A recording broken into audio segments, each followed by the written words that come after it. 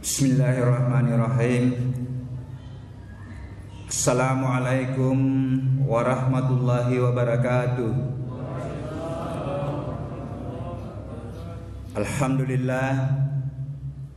Alhamdulillahillazi khalaqasy syamsa wal qamara husbana, allazi ja'ala syahra ramadan unzila fihi al-Qur'an hudal linnas wa bayyinatin minal huda wal furqan.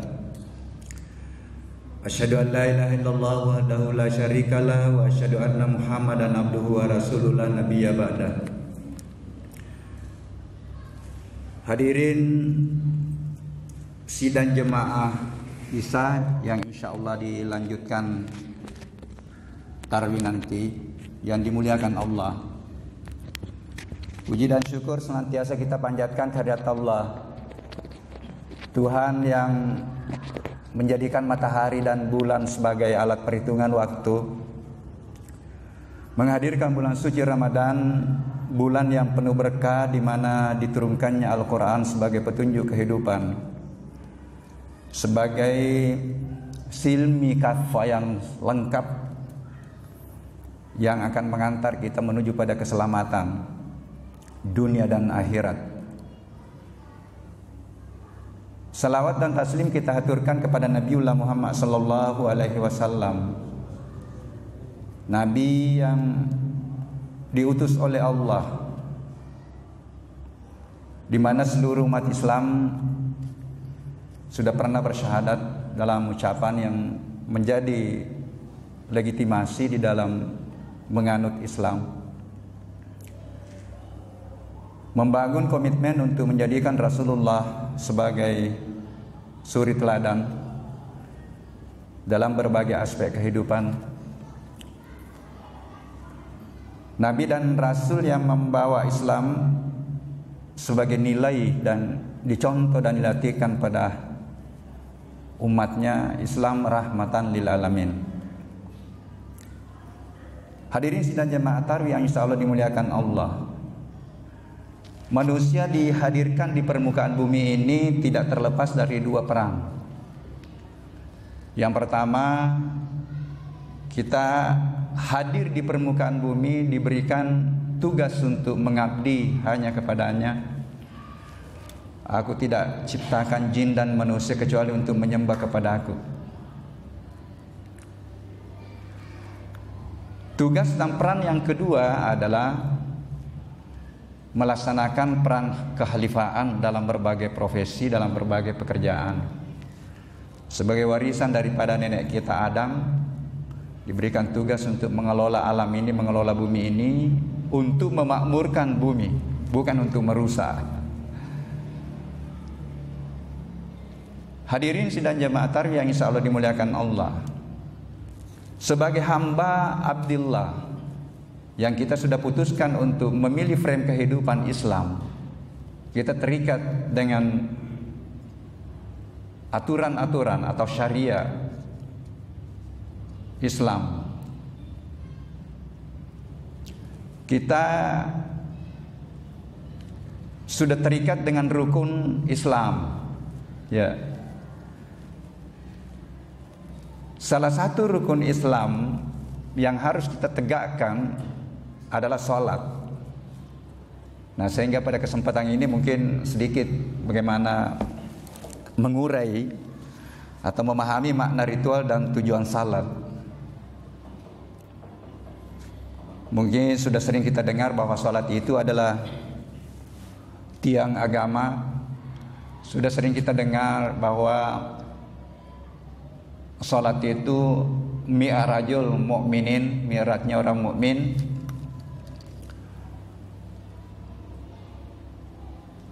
Di mana salat ini ada wajib, ada sunnah. Nah, inilah nanti bagaimana pertarungan kita untuk merenung, karena tujuan salat yang terungkap dalam Al-Quran adalah mencegah perbuatan keji dan mungkar. Inna salata tanha anil fahsyai wal munkar. Nah sekarang pertanyaan kita, dengan melihat fenomena-fenomena apakah di televisi, ya, karena yang terkait dengan fasya itu kan yang terkait dengan kejahatan-kejahatan yang berhubungan dengan hawa nafsu. Ya kalau ada suami selingkuh itu berarti itu fasya itu Bu ya. Ya. Mungkar itu yang terkait dengan mungkin mengambil haknya orang. Ini juga banyak di Indonesia. Yang menurut sejarah yang saya baca dari Al-Quran, salah satu penyebab memancing datangnya gempa adalah mengambil haknya orang. Curang dalam timbangan. Itu sejarahnya kaum Madian itu. Waktu Nabi Shuaib. Yang terkadang kalau datang gempa itu hanya logika saja yang jalan. Memang di sana itu lempengnya begini. Padahal kalau kita baca dalam Al-Quran, ada 3 penyebab gempa itu dari perilaku semua. Satu yang terjadi akibat kerusakan perusakan alam. Curang dalam timbangan itu semua salah satu penyebabnya. Begal banyak mengganggu kita. Saya biasa bilang ada semua di Indonesia ini. Jadi jangan banyak bertanya kenapa terlalu banyak musibah ditambah dengan kerusakan alam. Hadirin sidang jamaah tarawih yang insya Allah dimuliakan Allah.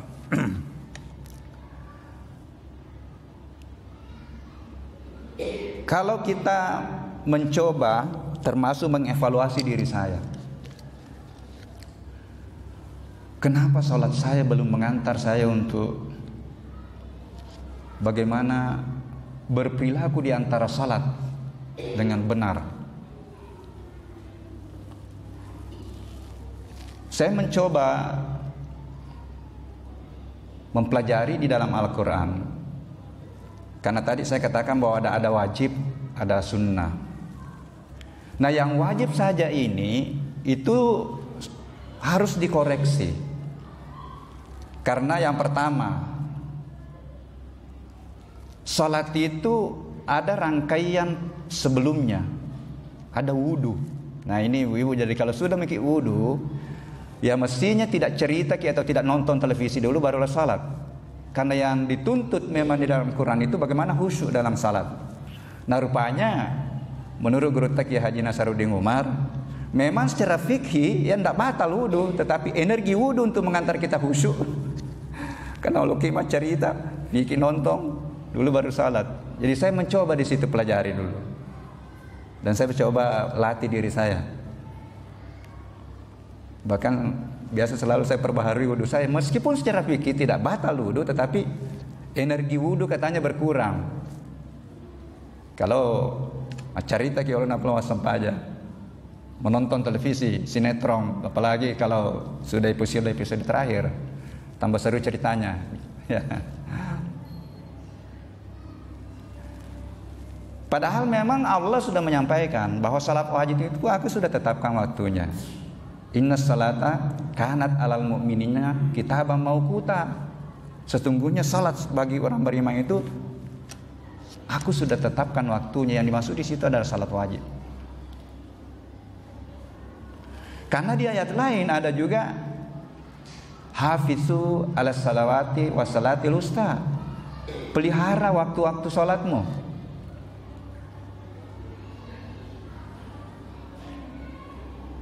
Nah ini ya, pelihara waktu salat.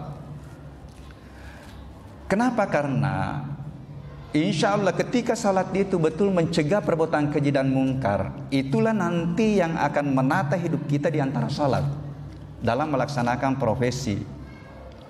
Ada yang menarik ayat yang saya dapat surah An-Nisa 103 itu. Saya belayana kapan ya senge pesikiri tema petuk yang biasa bahasa orang Bugis ya. Karena di situ dia katakan, Allah menyampaikan faiza kada itu musalla sikrullah qiyaman wa qu'udan wa la junubin faizat ma'nantum aqimis shalah. Itu tadi inna salata kanat alal mu'minina kitaban mawquta. Kalau sudah tiba waktu salat, laksanakan salat. Setelah itu zikir, ingat aku pada saat berdiri, duduk, baring. Saya bilang, adakah pekerjaan di antara sholat tidak lepas dari 3 ini? Setelah itu sholat lagi. Berarti saya bilang hidup ini adalah zikrullah. Itu perintah Tuhan itu, zikrullah. Nah, tinggal menerjemahkan zikrullah itu bukan hanya sekedar ucapan, bukan hanya subhanallah alhamdulillah. Saya katakan begini, segala perbuatan yang mendekatkan diri kita kepada Allah, ya, itu adalah zikrullah. Ketika kita bekerja dalam kondisi duduk atau berdiri, hadirkan, saya biasa katakan, hadirkan Allah di dalam profesi kita.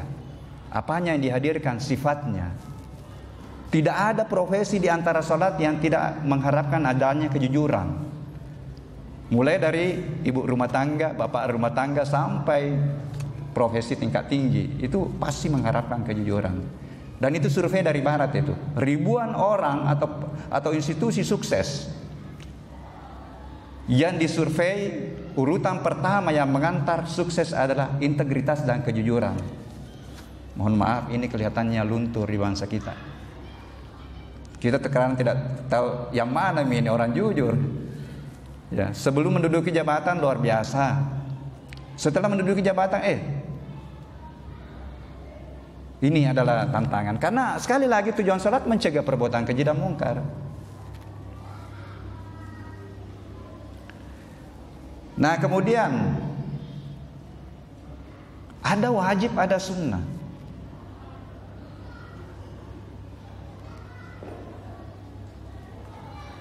Nah, apalagi kita yang sudah berumur segini, tambah-tambahin sambal loh. Kalau hanya 5 kali sehari semalam, sama aja sholatnya yang anak-anak kita yang masih kecil, sama-sama 5 kali. Makanya ada salat sunnah, ada sunat setelah salat wajib, ada yang sebelum. Ada 12 rakaat itu. Kemudian ada salat sunnah. Ini yang luar biasa. Satu-satunya salat sunnah yang langsung Allah menjanjikan ganjaran adalah salat tahajud.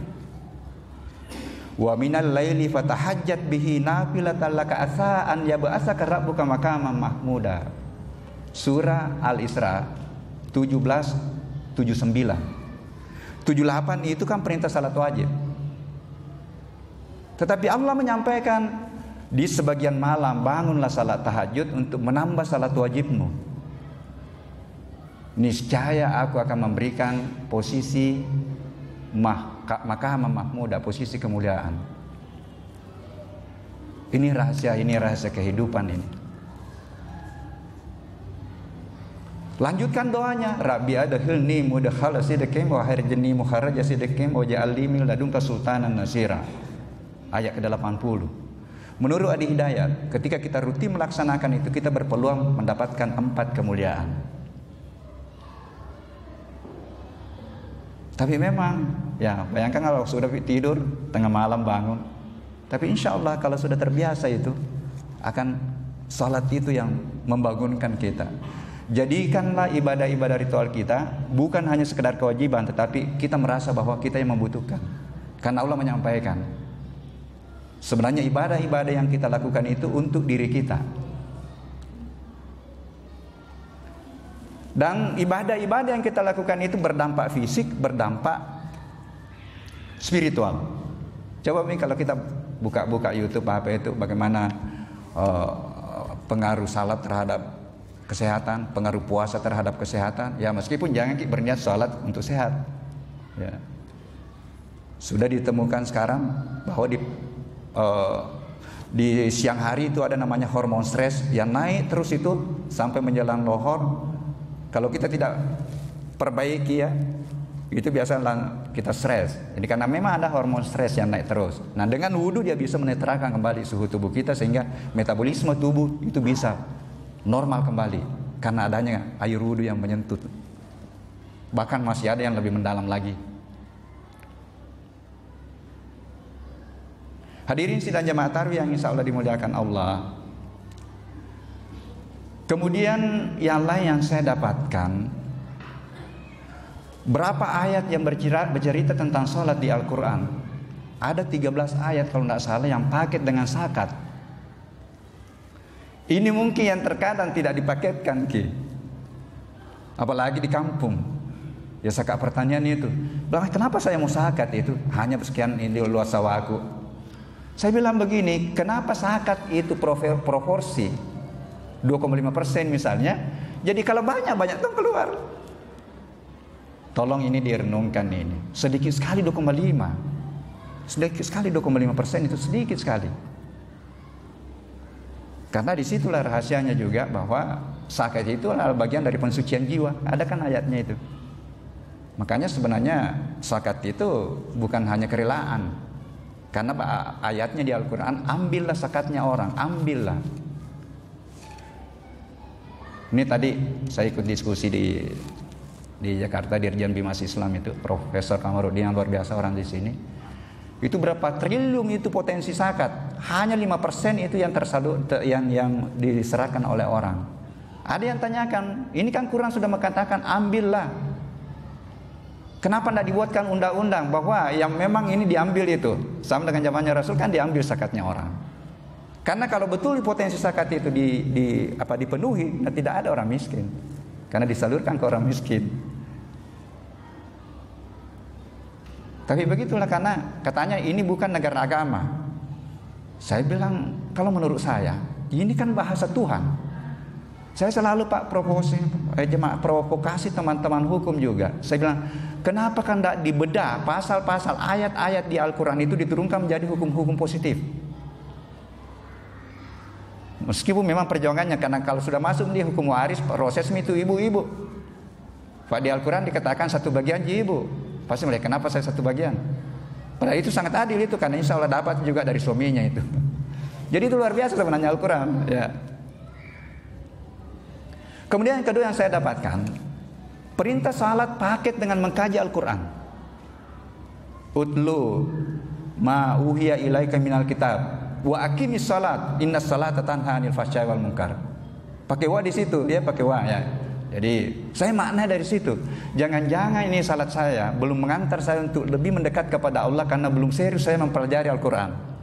Padahal Al-Quran adalah petunjuk kehidupan. Bagaimana mau menjadi petunjuk kalau kita tidak pelajari? Kita yang tidak tahu, belum paham bahasa Arab ya, baca-baca kita terjemahannya. Saya begitu Pak, terjemahannya kesang baca karena belum tahu bahasa Arab. Meskipun saya mencoba sekarang belajar sedikit bahasa. Terjemahannya di mana-mana sekarang Quran ada terjemahannya itu. Ya, luar biasa.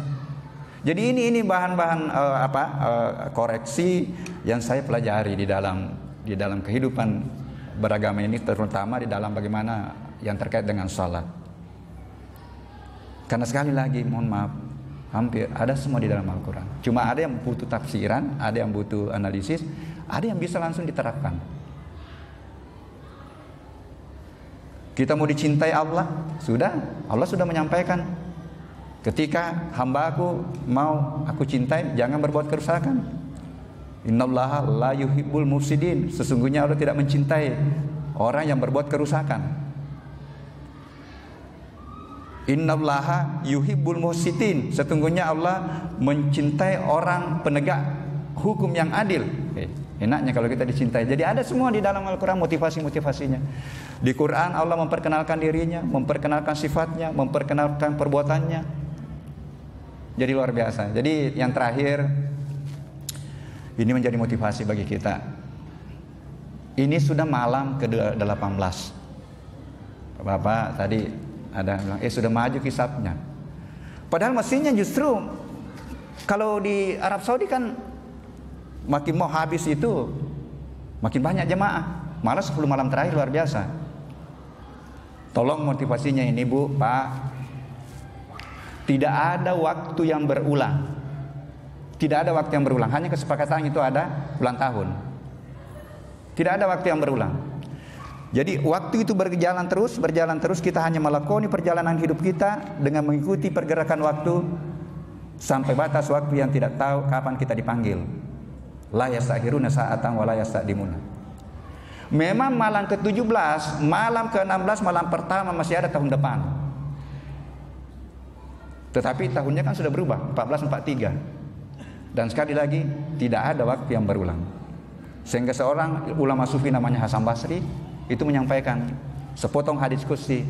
Ketika matahari muncul di sebelah timur, matahari itu berteriak, "Hai umat manusia, aku ini makhluk baru. Ketika aku hadir, pergunakanlah aku untuk melaksanakan amalan-amalan baik. Karena ketika aku pergi, aku tidak akan hadir lagi sampai dunia ini kiamat." Ada matahari besok, tapi lain lagi. Ini motivasi. Motivasi yang kedua, mari kita manfaatkan sisa bulan suci Ramadan ini untuk menunggu salah satu malam yang akan turun malaikat, tanassalul malaikat warruh, turun malaikat untuk membawa hikmah famase yang akan dipilih, yang diberikan, yang dimasuki kepada orang-orang yang mampu atau sempat mensucikan jiwanya serius Ramadan, mulai dari pertama. Salat lainnya itu tarawihnya itu paket, ada hadisnya jadi paket. Jadi harus serius ki tarawih, serius ki salat lain, serius puasa. Itu paket baru bisa diampuni dosa kita, disucikan jiwa kita. Turun malaikat, mudah-mudahan jemaah Nurul Bani ini kita semua terpilih untuk dipilih oleh malaikat, dimasukkan hikmah famase di dalam dada kita, di dalam jiwa kita yang suci, dan kita genggam nanti predikat ketakwaan untuk menjadi tiket untuk selamat di dunia wal akhirah. Mudah-mudahan ada manfaatnya. Mohon maaf atas segala kekurangannya. Wallahu muwaffiq ila aqwamit thoriq. Wassalamualaikum warahmatullahi wabarakatuh.